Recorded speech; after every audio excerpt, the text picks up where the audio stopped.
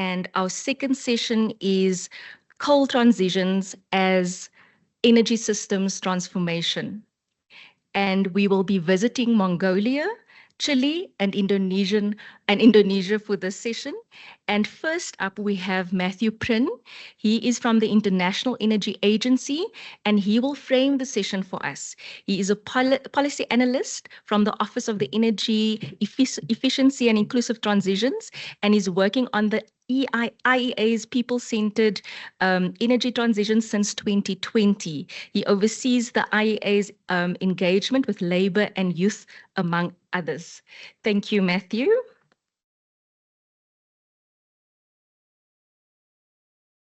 Thank you.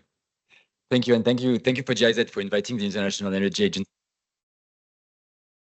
And very powerful to have so many people coming from different places, working nationally on the ground on similar issues. It's very amazing. So I'm going to give this presentation on accelerating people-centered transition for the coal sector, which is going to be the kind of like big, broader picture from IEA, International Energy Agency analysis. What I'm going to start looking at is, to set the context, is basically 5 kind of key critical areas to keep to 1.5 of global warming, which obviously this is what a lot of us are having this conversation today, is to mitigate the worst effect of climate change. And so the first pillar that we have is like the tripling, looking at 2030, the 5 kind of key critical areas that we're looking at. The first pillar is the tripling of installed renewable capacity. The second pillar, and that's a very important one that I want to bring on the table here, is the doubling of energy efficiency by 2030. The reason why it's quite important is that we tend to forget energy efficiency, even though it represents the largest amount of emission reduction by 2030, but most importantly, the largest amount of employment opportunities. So I think we sometimes have lots of conversation on skills development, on capacity building, but energy efficiency is sometimes forgotten, and we tend to think about new jobs in renewable energy. So obviously, if we want to reduce emission, we have to reduce our demand in fossil fuel, and we also have to reduce methane emissions. So methane emissions mostly come from fossil fuel production. Coal is actually responsible for 1/3 of methane emissions. Methane emissions are, I think, about 15% of greenhouse gas emissions. And so, yeah, so coal represents 1/3 of those emissions. And we estimate at the IEA that it's actually technically possible to reduce in half methane emissions from current coal operation. And the last pillar, which is very important, is the need to increase investment in clean energy. So we are at a tipping point today in the world today. For every dollar that is being invested in fossil fuel, there's $2 that is being invested in clean energy. So that's a good news. The bad news here is that last year, 85% of the global investment in clean energy was in advanced economy in China, and only 15% for emerging and developing economies. So that creates there's a major discrepancy here and a key challenge. So to get to coal, if you look at the graph right here, it shows basically what are for existing coal-fired plants and industrial facilities. If we look at current emissions from those common plants over the coming years, if they keep operating at the current usage level, what we see is that there's a huge carbon footprint. The story is complicated by the fact that a lot of these coal plants, so there are more than 9,000 coal plants in the world today. Those coal plants, a lot of these are very young, relatively young, especially if you look at some places in developing economies in Asia.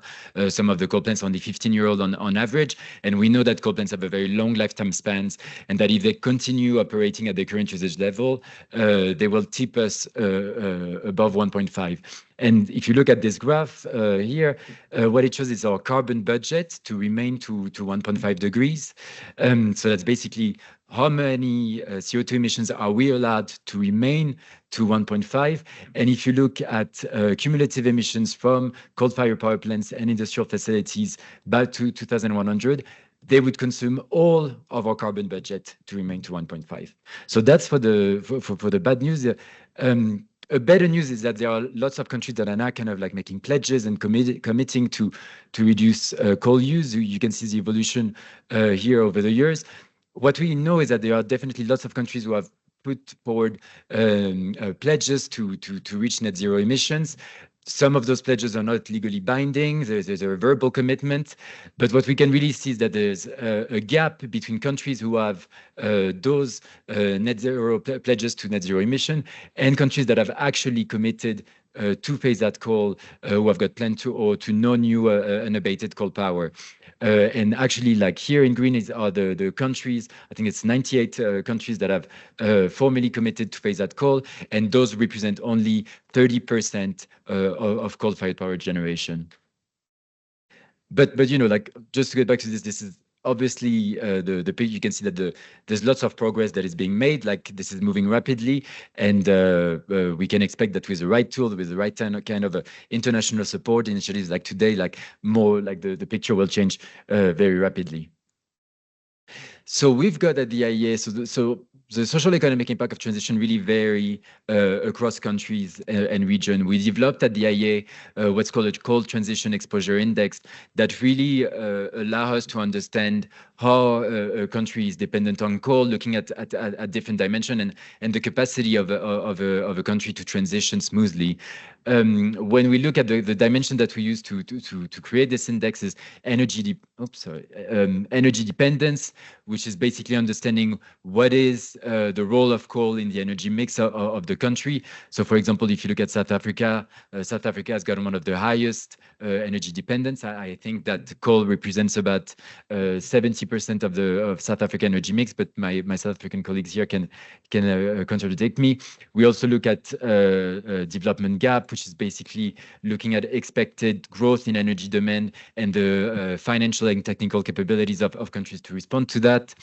Economic dependence, which looks at export of coal or domestic production. So we can see, for example, that Mongolia has got a very high economic dependence on coal. And then lock-in, which is looking at the average life and age and lifespan of the coal fleets of countries. For example, you can see that Vietnam has a very large lock-in, meaning that it's more complicated for these countries to retire their coal assets in time and to face the challenge of stranded assets. So when we look at employment in coal, there are 7.8 million people who work in the coal sector today. Actually, the majority of coal supply jobs are located in China, India, and Indonesia. They represent 80% of jobs in coal today, which is 12% of total energy of coal in the energy sector. And at the IEA, so dividing between production, transportation, and power generation for workforce, we looked at what are expectations in terms of according to modeling scenarios, in terms of employment in coal by 2030. And we can see that by 2030, coal employment falls from 7.8 million to 5.6 million. What's really important to remember here is that even though there is like this important decrease, some of it is obviously due to kind of coal phase-out commitments, but half of the jobs that will be lost by 2030 is actually because of increased mechanization. So if you look at last year, for example, last year that was an all-time high for coal demand, supply, and trades. But even though it was an all-time high, there was still a decrease in employment in coal because of continued mechanization, especially in the context of China.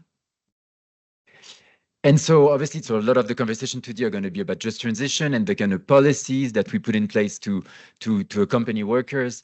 We did this work, which has been tracking policies that some of the kind of most dependent countries that I was showing earlier from the Coal Transition Exposure Index, looking at just transition policies in those countries and understanding how many workers are currently covered in those places by just transition policies.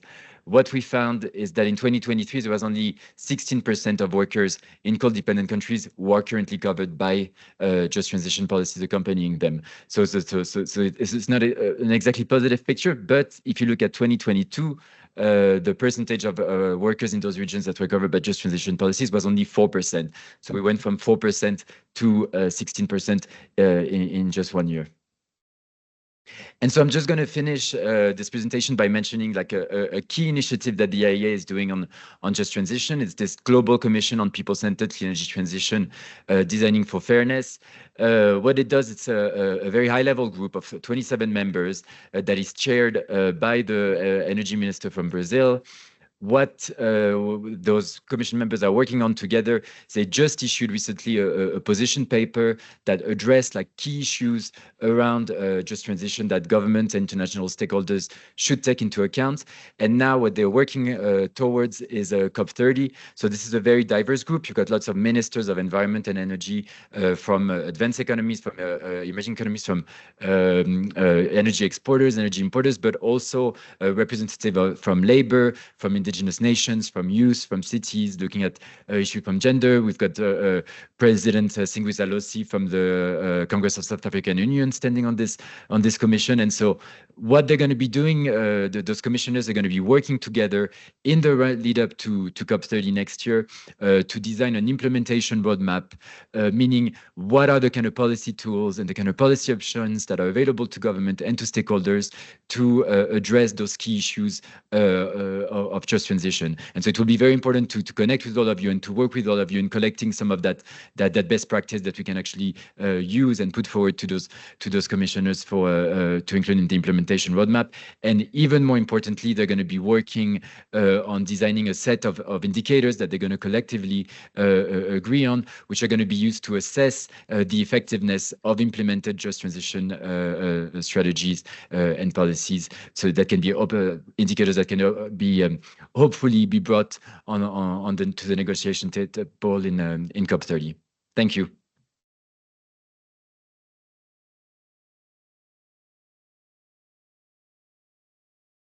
Thank you, Matthew, and also for making yourself comfortable. Thank you.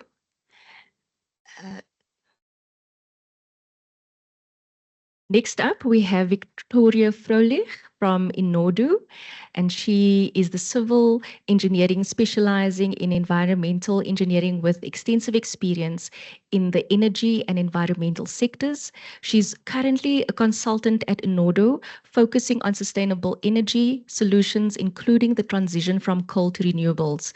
Victoria has worked on projects involving green hydrogen, integration in Latin America. Her expertise includes energy policy, decarbonation strategies, and environmental analysis.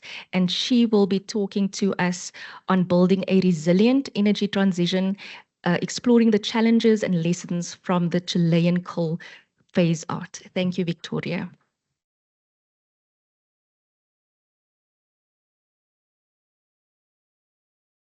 Thank you.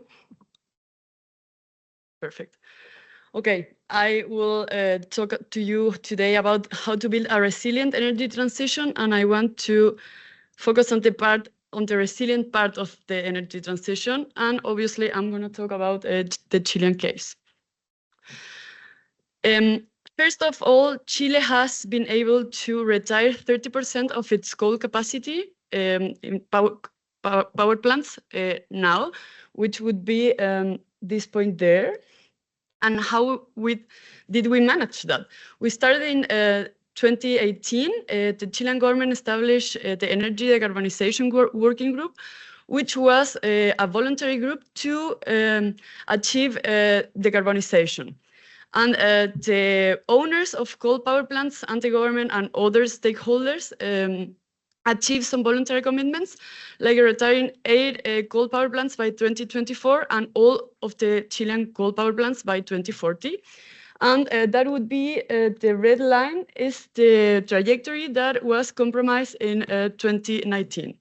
After that, the owners of these coal power plants on a voluntary basis decided to expand their retirement commitment, and they started to announce more retirement. That would be the blue line that we can see in this graph.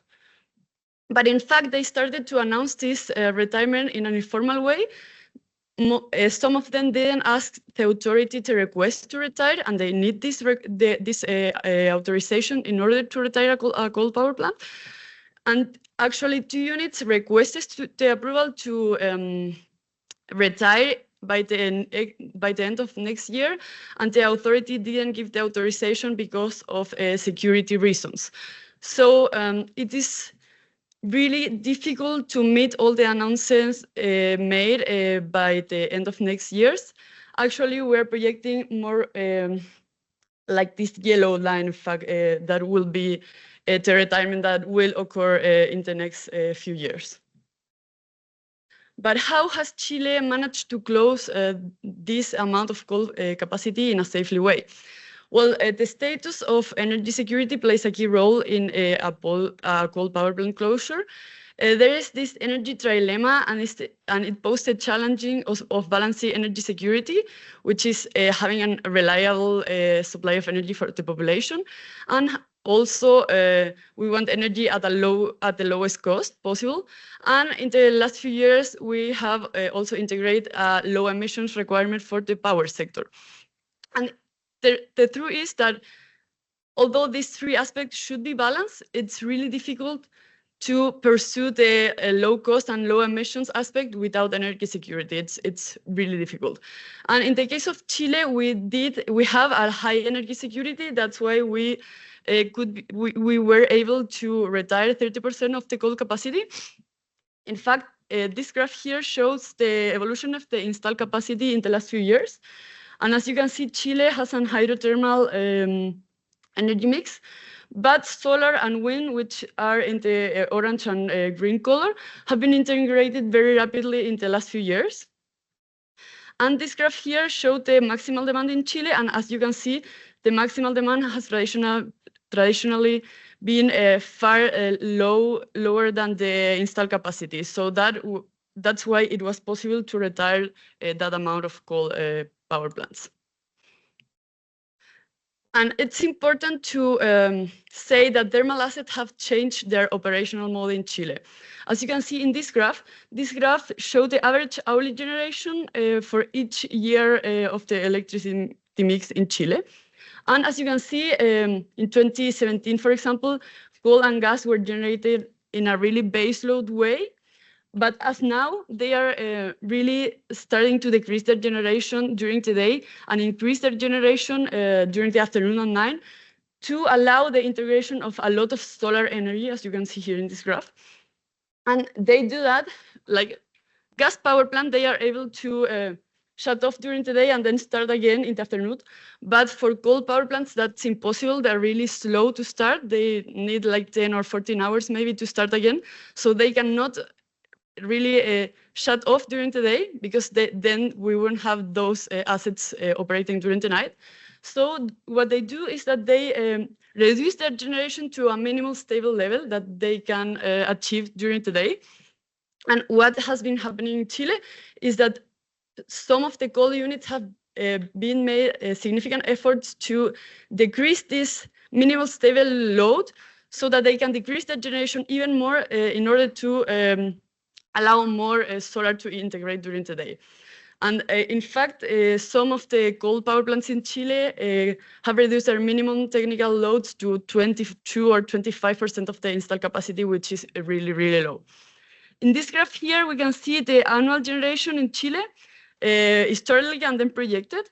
And it's really important to know that in the next decade, gas and coal power plants will be still playing a key role during the periods, especially when renewal are not available, maybe during the night or when wind is low, and also in periods where there is a high demand.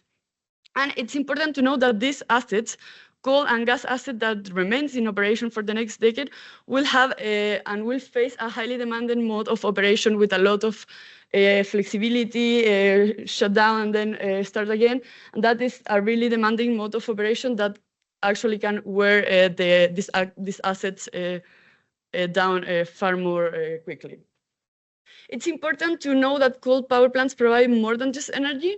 They provide energy when the energy is needed. They provide energy, for example, during the night when there is no sun, as we saw in the previous slide. And in Chile, they also help balancing the seasonality of water. In Chile, water, which is in this blue color here, it's really seasonal. As you can see, during the spring, water generation is at its peak. And gas and coal help to generate when water is not as available in the spring.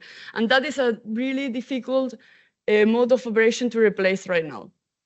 And also, coal power plants provide more services beyond energy. They provide inertia, they provide grid strength, they provide voltage control and frequency control.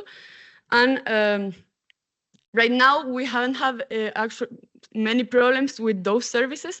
Those services are really needed to maintain a security power grid. And we haven't had many problems because we still have a high capacity of coal, gas, and hydro generation. But as these plants are retired, some challenge could arise because of the lack of these services. In fact, in Chile, a potential future deficit in inertia and grid strength was identified. So the government started a tender for the construction of synchronous condensers. Synchronous condensers are machines that can provide inertia and grid strength. So we are seeing some potential lack of those services in the future. It's also important to note that we started with the easiest coal power plant. We retired the oldest coal power plants. In this graph, you can see the age of coal and gas assets in the electric system of Chile. And the pink ones are the plants that are retired. And we start with the oldest plants, which is far more easy. Younger plants are more challenging to retire as investors anticipate decades of operation and revenue. And also, it's important to know that the age of other assets also plays a role. In the case of Chile, we have in operation really young power plants. The newest one was commissioned in 2019, so it's a really new plant. And we will be changing and retiring those new plants and replacing it with older gas power plants because the gas power plants in Chile are older. And that poses additional risk because those assets, as they are old and they will be facing demanding modes of operation, will have a high risk to fail. It's important to note that the energy transition cannot be the same worldwide. The nature of each country coal industry influence how challenging the transition away from coal will be. In the case of Chile, we rely on imported coal. We don't produce coal, so the transition, it's easier than in countries with a high coal mining industry. But the localities where these coal power plants are located are heavily dependent of the coal power plant in their economies. And we identified two types of localities in Chile, those that have a variety of industrial activity and those who are heavily reliant on coal power plant generation, and those that are heavily reliant on coal face far more challenges than the region with a higher variety of industrial activity. So the definition of a just transition strategy started in Chile in 2021 when the government launched the just transition strategy, and it was followed by the launch of the just transition plan of Tocopilla.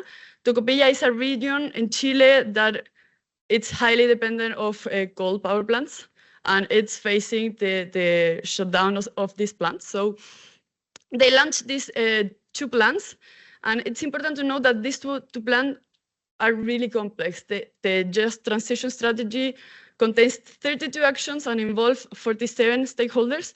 And the Just Transition Plan of Tocopilla contains 150 actions and the involvement of 58 stakeholders. So it's a really complex things to achieve. We did this matrix where in the rows just to show how the high complexity of the plan.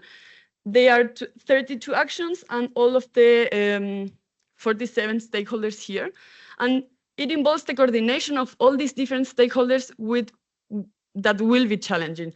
So the important thing is to highlight the complexity, maybe identify some areas where simplification is possible, promote the coordination between all of the stakeholders, and facilitate the execution of these plans. And maybe prioritizing concrete actions could lead to a more tangible progress. Just to finish my presentation, I want you to take 4 conclusions. In Chile, the energy transition has involved the accelerated integration of variable renewable energy, solar and wind, yes, the accelerated retirement of core units, and also the flexibilization of some units, coal and gas, that remain in operation. And that is really important because the flexibilization of coal and gas plants allows the integration of more solar and wind, and also allows to reduce the emission of the power mix in a very cheaply way. Special attention must be paid to the electric system security constraint. It is really important that the energy transition does not compromise the energy security of the countries. And as the energy transition accelerates, a more robust perspective is required to assure that all of the assets that will be needed to allow the coal phase out are there when they are needed. And the retirement of coal power plants obviously is a mix of technical, social, economic, and environmental challenge. So an holistic approach is necessary to do this transition in an effective way. Thank you for your attention.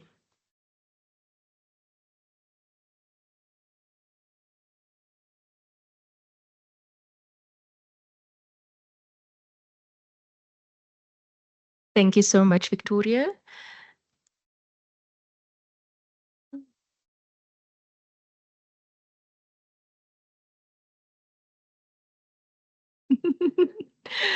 Thanks, Victoria, for saving us some time. Yes, all these presentations will obviously be shared again on the Knowledge Hub for you. So next up we have Erdenedorj Batbayar from Bichura Energy LLC. He is a business partner of the Polar Night Energy, Amphibious Energy, and Sky Cells Power in Mongolia. Erdo, you can come.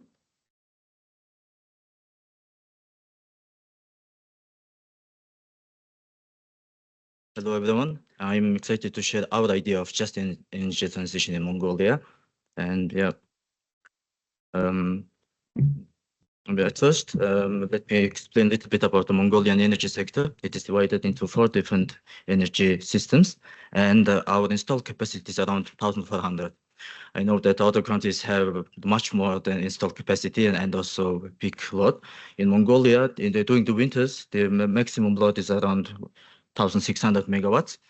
And if we look at the graph table there, then you can see that our energy generation is not rising that much. So it's rising too slowly.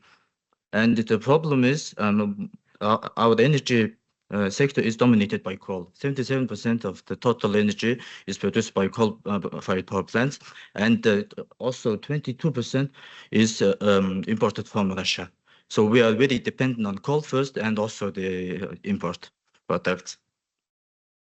Next is the district heating situation in Mongolia. As one of the coldest countries in the world, the heating demand plays a very important role. In fact, 70% of the total heat demand is 70% of the total energy demand is actually heating in Mongolia. So we have to focus on the district heating and the demand. As you can see in the table, Mongolia prefers actually centralized heating systems, but there are still many consumers who still use the regular stoves. Mongolia has in total 25 thermal power plants, and we can find private-owned, locally, and government-owned power plants in Mongolia. And yeah, so naturally, the heating demand is rising every year, and we have to find a heating solution, not only the energy solution in Mongolia. On the other hand, Mongolia is also blessed with massive renewable energy resources. Estimated we have around 2,600 gigawatt hours of potential in Mongolia. But as you can see here also, at this very moment, 18.2% of the total installed capacity is renewable energies. But the problem is only 9.6% comes from renewable energy sources. So the reason for that is we do need more battery storage solutions. and we will come to that later. So in one of the so the target region in Mongolia is the Nafar district. It's one of the 9 districts of Ulaanbaatar city. At first glance, the city or the district is actually very small. So we have only 40,000 population, and the heating demand is annually 114 megawatt hours. And yeah, so the installed capacity is 41 megawatts.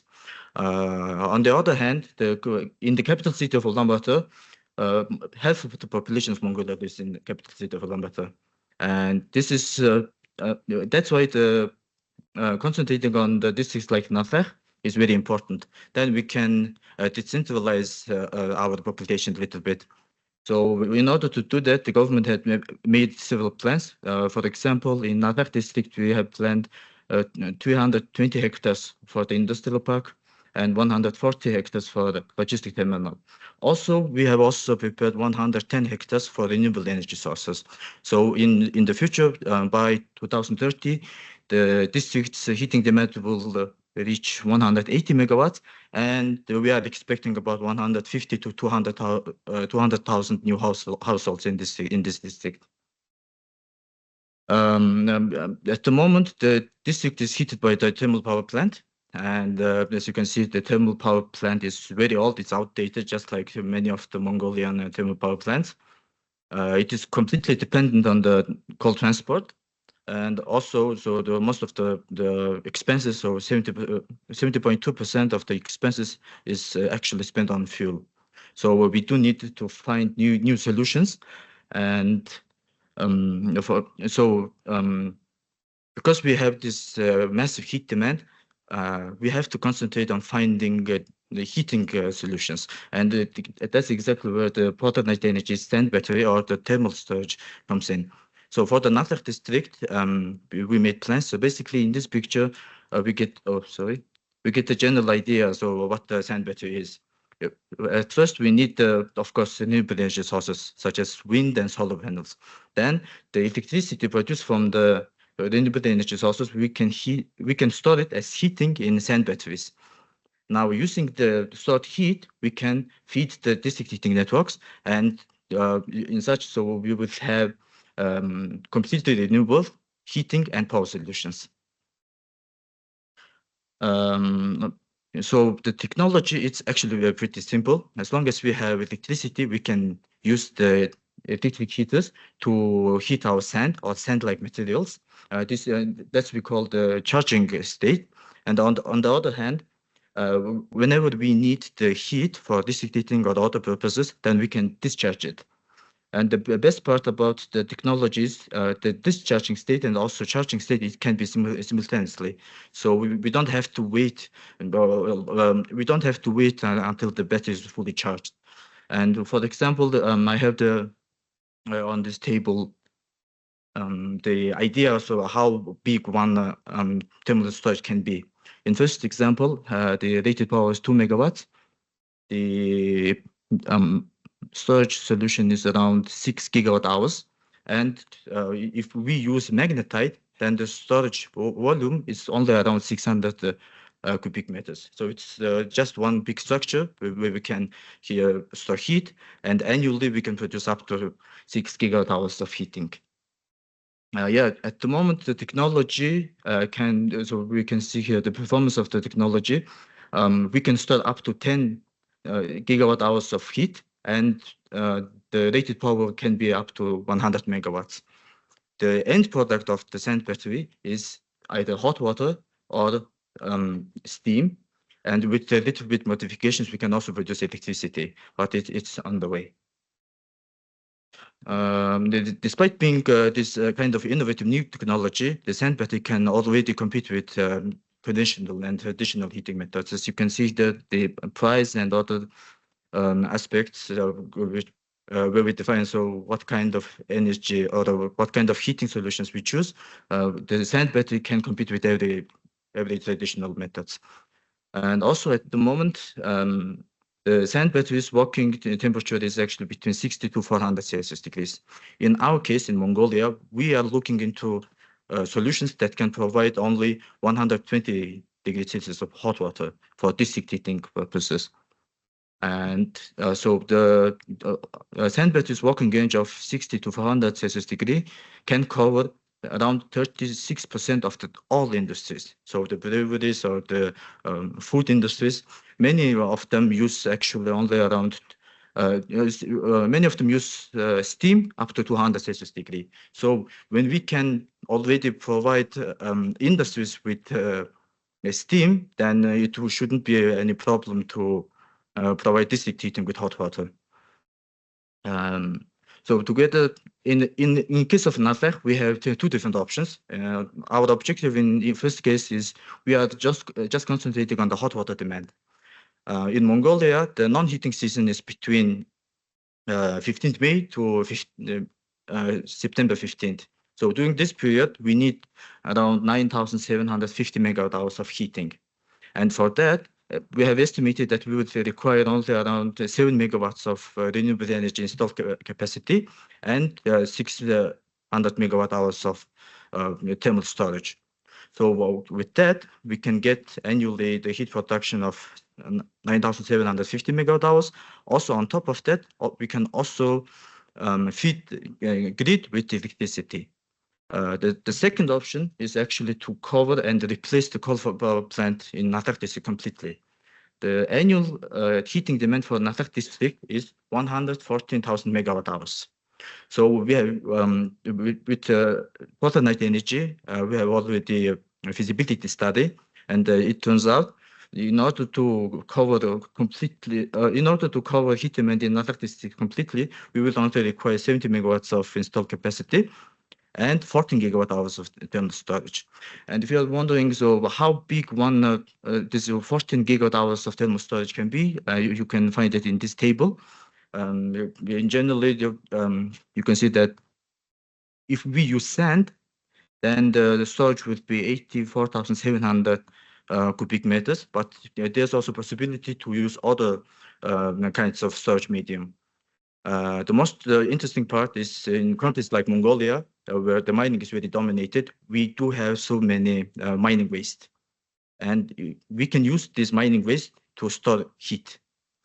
For example, we have made plans to use magnetite. And as you can see, when we use magnetite, then the volume is almost half. So we do not have to build the bigger storages. These numbers are actually only the total volume. In the reality, we would have, one moment, we will have around 9 or 10 storages just looking like this one. So we don't we don't require that big of a land. It can be managed in designated areas. For example, I have it here. In Nasdaq district, we have a available area of 5.2 hectares. So this is actually for the thermal power plant area. And we have the 1.2 hectares, so for any kind of project. So we can fit our sand battery in this area completely without problem. And now also, so our plan is actually, so first we do need electricity. So that's the reason why we are installing 70 megawatt or 7 megawatt of renewable energy. But one difference is, so any other renewable energy projects like wind parks or solar parks, their end product is only electricity. And in order to utilize this electricity, we do need also the battery storage systems. In our case, our end product is not only electricity, but it's also heating. Our idea was to divide our idea was to deliver around 50% heating and 50% electricity. In this way, we do not have to increase the tariffs for the heating that fast. Because in Mongolia, the heating tariffs are very low. On the other hand, the electricity tariffs are in world standard. So in this case, we have also made all kinds of financial calculations. For the first 10 years, we can save the electricity with existing tariffs, and we can also let the heating tariffs, keep the heating tariffs at quite low. Even in this case, this project can be bankable. So Next, so we have here the graphs. In this graph, The orange line is the heat demand for the Nafak district.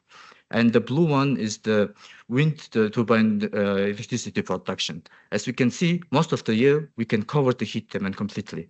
And now, to be honest, at some point, when the wind turbines are not producing enough electricity, then we must have some kind of backup.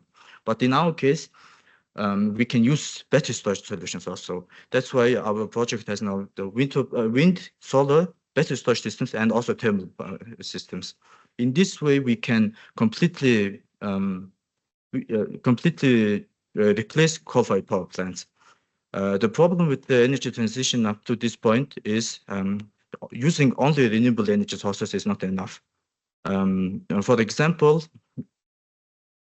solar panels, they work only around 1,800 hours during the year. Wind turbines, they work only up to 4,500 hours. In comparison, coal-fired power plants, they can work up to 6,000 hours. So the real problem why we couldn't just replace any coal-fired power plant with renewable energy sources was actually this difference between the full load hours. But adding more battery storage solutions and also thermal power plants, we can match the production of the coal-fired power plants. And in this way, we can achieve true energy transition. Thank you very much.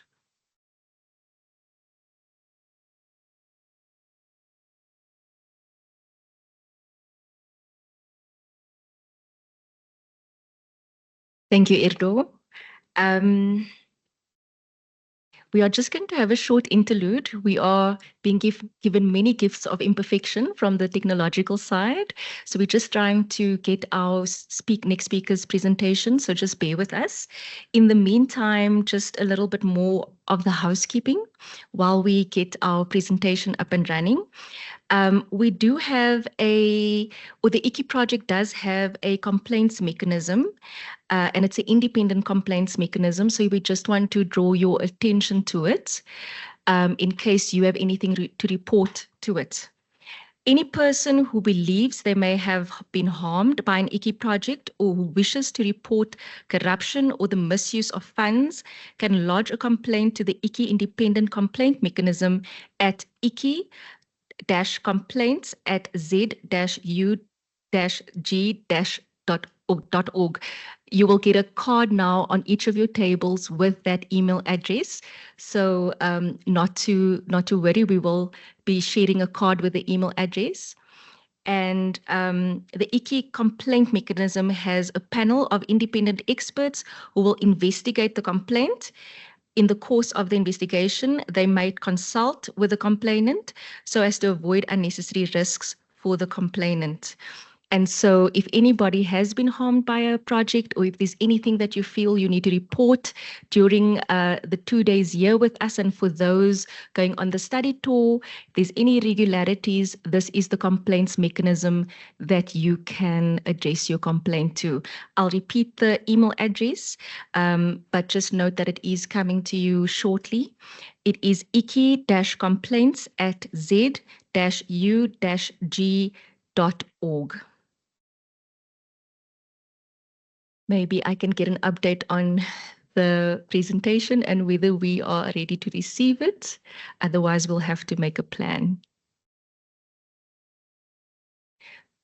Just hang 2 minutes. Please bear with us while we're waiting. What a beautiful moment you have just to reflect on the opening remarks of Matthieu and the presentation of Victoria and Erdo.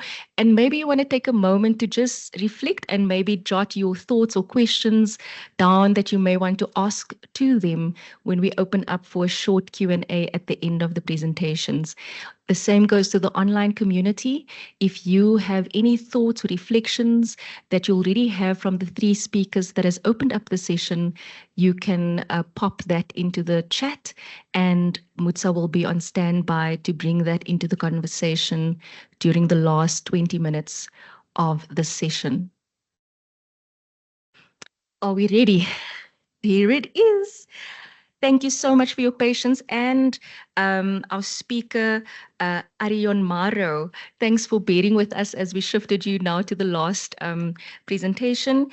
Arionmaro Asi Simaremare, Perusahaan Listrik Negara, PLN, a division of Energy Transition and Sustainability, will now come and give the presentation on the PLN's commitment to decarbonization to achieve net zero emissions by 2060.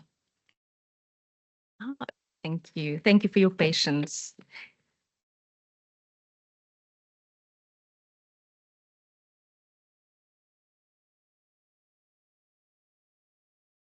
Okay, thank you very much for the chance that are given to me.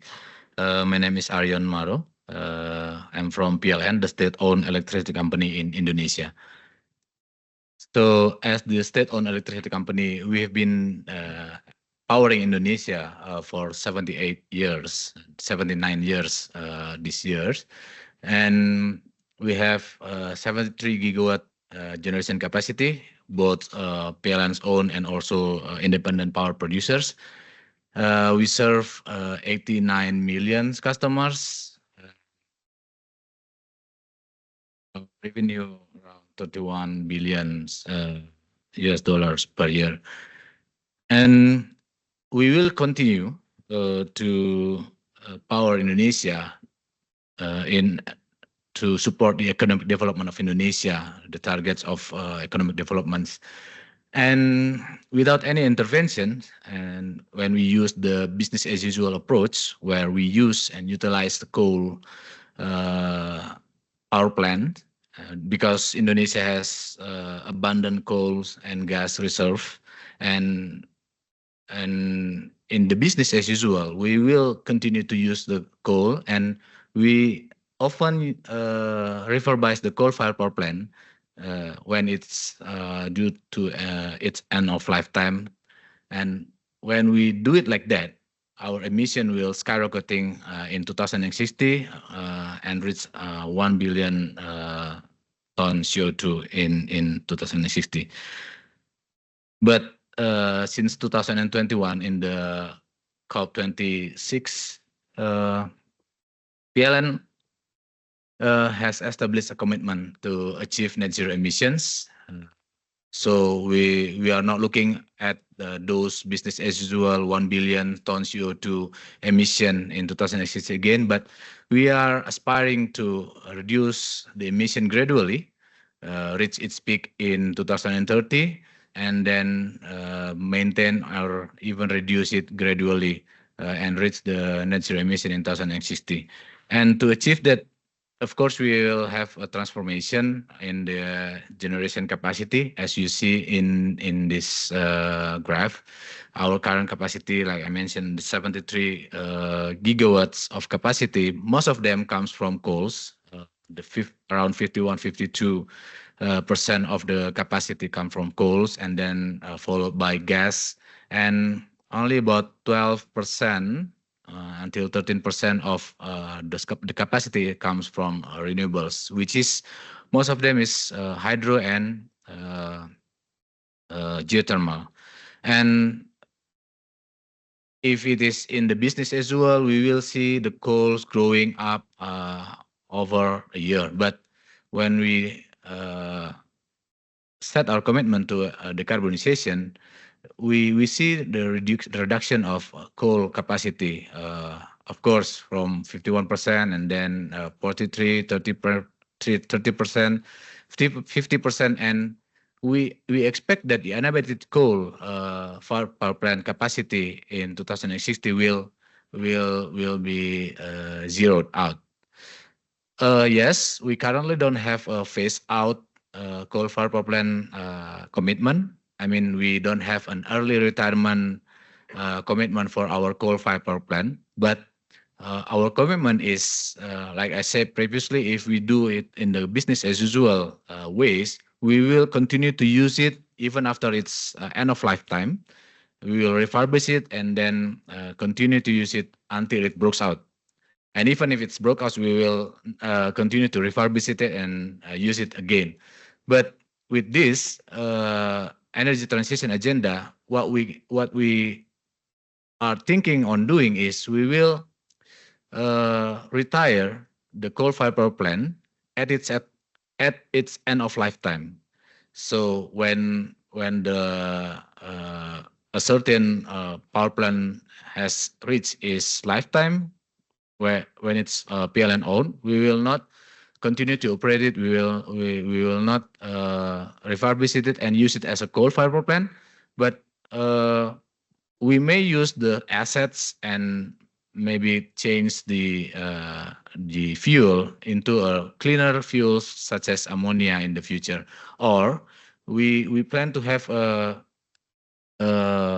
like you say, to switch the coal-fired power plant to use to utilize the carbon capture technology in the future. So we understand that in the coal, the energy is not the bad thing.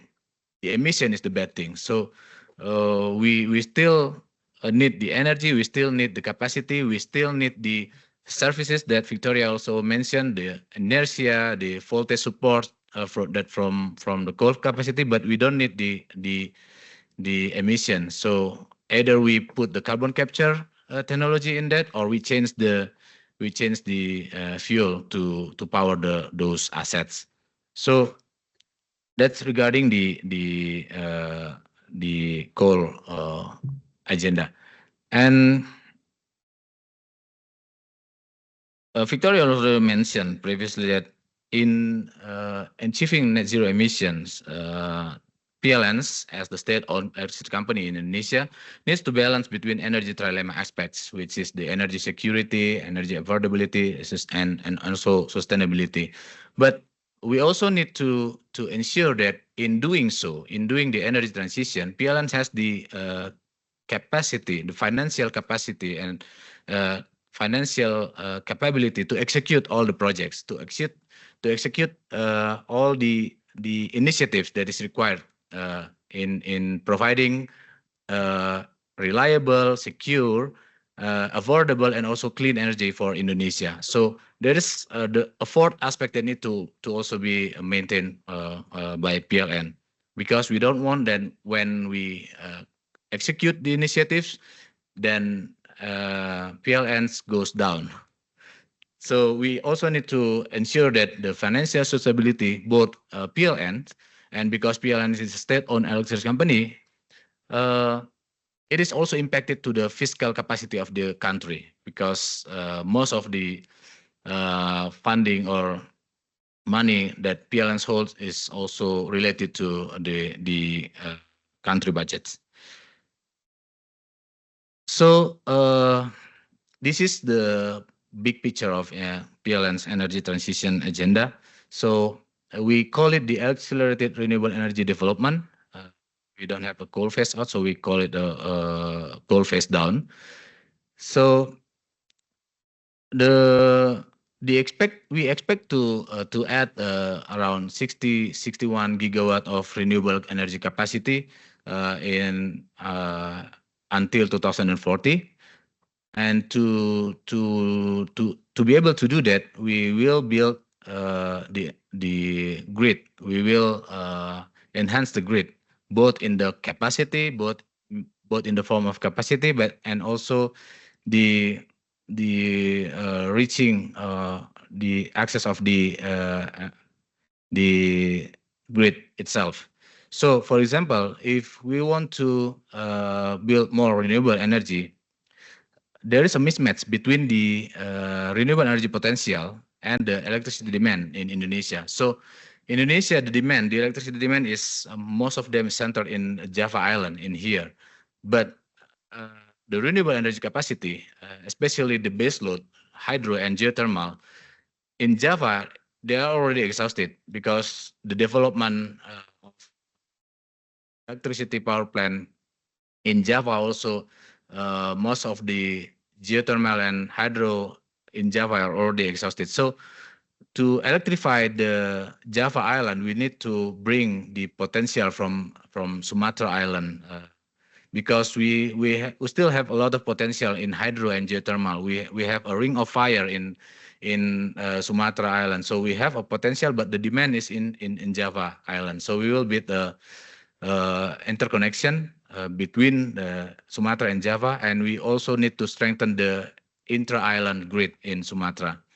We also plan to bring the renewable energy potential, the hydro potential from Kalimantan. We have several high power project of hydro capacity in this area, and we plan to bring it down. This is the Kalimantan center of demand, and then we plan it to bring down to Java Island. And also when we talk about adding the renewables, we also need to see that most of the renewables will come from the variable renewable energy. So to enable the additional capacity for VRE, PLN also plan to build the smart grid initiatives. So in summary, I think this is several initiatives that PLN execute or have in the agenda to decarbonize and to add more and more renewables in the future. So the first thing we talk about building more renewables, and we have floating solar PVs as an innovative way to add more renewables, because in Java land areas is very scarce. It's very difficult to find cheap land areas in Java. So we built floating solar PV. We have, for example, we have Cirata already operated right now, and we plan to have more and more floating solar PV in the future in the catchment or in the reservoir area of the hydropower plant that's already built in Java Island, and that gives also advantage for the combination of hydro and PV, where it can match the operation of hydro and PV. For example, the hydro, when it's in the rainy season, there is a very high reserve for hydro, but in the dry season, the hydro is very low, and in dry season, the PV that is located in the same area has a very high output. So it's also have the advantage of a combination. And like I mentioned previously, we also not only talk about adding the renewables, but we also need to build the system to enable the renewables energy.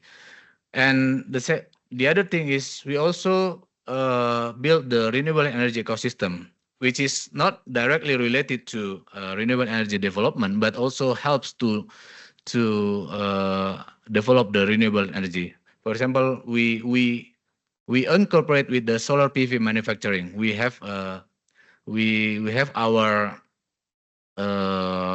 parts in building a solar PV manufacturing in Indonesia, so that the energy transition agenda is not only become a burden to our economy, but it also can help to build our economy and helps our industry capacity. And we also conducted the carbon market and developed electric vehicle infrastructure. So with EV, we help to decarbonize the transport sector, and it's some kind of a chicken and egg problem, because some people say that it's no use to develop EV currently in Indonesia because most of the electricity comes from fossil fuel and high carbon intensity electricity. But we see this that as we cannot wait for something to happen, so we can do decarbonizing the electricity sector, and also at the same time also develop the EV industry. And the other thing, the fourth thing is we also has our agenda in breakthrough new technologies. So we conduct partnership and study on green hydrogen and ammonia, and also, like I said previously, we also have a study and partnership in developing the carbon capture and storage in the power plants, especially in coal-fired power plants. And we also have a study in new energy, such as the nuclear power plants, which is we expect will be happen in the next decades in Indonesia. And to reduce emission from coal-fired power plants, since 2021, we initiate and execute the biomass coal-fired power plant, which already implemented in 46 of our coal-fired power plants, and it already helps to reduce emission from coal power plant around 2.7 million tons of CO2. So when talking about energy transition, we can't only talking about the technical aspects of the energy transition, but we also need to talk about the financial aspects, regulatory support, and also the just transition aspect. For example, when we are currently has the initiative of the plan to early retirement of one of our coal-fired power plant, which is the Cirebon coal-fired power plant. Those aspects we need to be considered. We are not talking about only talking about technical, how the early retirement of those assets will impact the systems, and what is the capacity needed to compensate those early retirement, but also what is the financial requirements to early retire those assets, what is the financial impacts both to PLNs, to our country, and also to the customers of PLNs. And we also talked about what's the regulations revolving around the early retirement of the assets. Is there any set of regulation that is already maintained, or we need to put another regulations to enable those early retirement?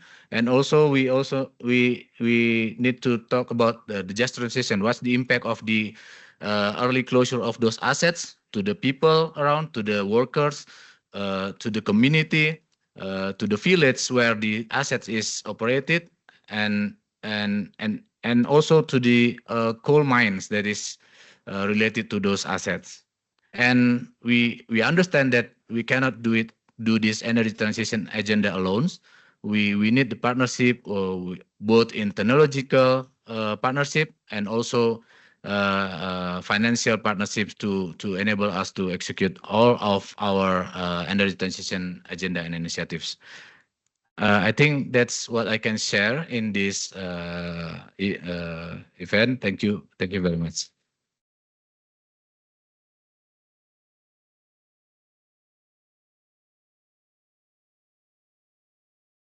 Thank you, Arionmaro.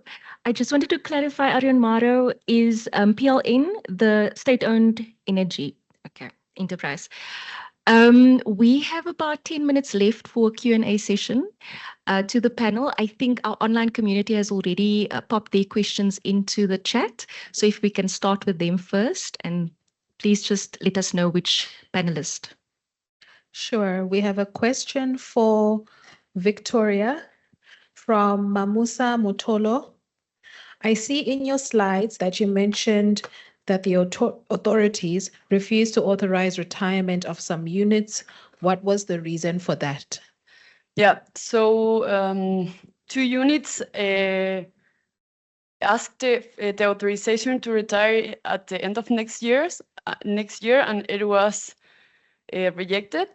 And due to security constraints, it is not secure for the Chilean power system to retire those 2 coal power plants, and therefore they are not allowed to do it in 2025. They got the authorization to retire in 2026, but this authorization could be delayed 12 months if the system is not ready by that year for the retirement of those 2 coal power plants. Thanks, Victoria. Is that the only question from the online community? Okay, then let's come into the room. Does anybody have a question or reflection for our panel? I saw the gentleman from the Philippines go up first, so maybe we can just get a mic to to the gentleman there. And then we've got from this table in front of me, another gentleman, and then from Maria. So I think the three of you will take us to lunch, to a short body break. Thank you. My question is, thank you for the presentations done by the panel. So my question is directed to Victoria. So you mentioned regarding the coal retirement. If this is early retirement of coal, so meaning there will be lost revenue. And what are the factors that maybe the factors that influence the proponents to early retire the coal plants, given that there will be lost revenue? If, for instance, they have not reached their economic life. So are there government subsidies? I'd like to know more about the business model for the early retirement of coal in Chile. Thank you. Perfect, thank you. There are no government subsidies to the early retirement. The government has started the conversation for the early retirement, but hasn't not put money for the retirement. That is just to clarify that. The owners of coal power plants are international companies, so they are they have international commitments to close. So that's why they are doing this early retirement, because they want to retire the coal around the world. They are European companies, so they have commitments to the international community. That's why they are retiring mainly. Yeah, and also there is a pressure from the population in Chile to close the power plants, but also an opposition in the localities where the coal power plants are located. Yeah. I know you have a follow-up question, but we're just going to come here, and if there's time, we'll come back to you. Can we just get the mic to the gentleman at this table? Thank you so much. Ade Cahyat here from Indonesia, and sorry again to you again, Victoria. So in the last two slides, you show that nice table with the GT actions and the complex stakeholders or actors. My question is how did you come up with that action, with the action plan, and how the society managed the implementation of that action plan? This plan was proposed by the government. So I'm not with the government, so I just analyzed the plan, and it has not been implemented yet. It's just it was launched. The Just Transition strategy was launched 2 or 3 years ago, and I'm supposed it's getting started to implement. I'm not sure, but the thing is that usually those plans not necessarily commit resources to implement the actions. So that's why they're really complex plans to achieve, actually. Thanks, Victoria. We'll go to Maria to close us out. No, yes. Well, my question is also for Victoria. It's an interesting case. With the current coal power plants that have been retired, what was happened with workers and with assets? That is my question. Yeah. So there were 5 regions where coal power plants were located, and we estimated the direct and indirect work number of workers to be 3,000 for 3 of the 5 regions. And usually the companies are providing solutions for their direct workers. They're providing maybe early retirement measures for the older workers. They're providing some capacitations to help reconvert those workers to other industry. They are, in the case of big companies, they are maybe relocating these workers in another operational of this company, not necessarily coal power plants. But that's all that has been done, like concrete actions has been made by the companies in a voluntary basis, basically, because they're not obligated to do anything with the workers. And with the assets, there are some of the assets will be reconverted. The youngest coal power plant will be reconverted to gas in the next 2 years. And some of the two coal units will be reconverted to a synchronous condenser, which is a machine that provides inertia and provides grid strength, but does not produce energy. It only provides these two services. But other assets have just been left there.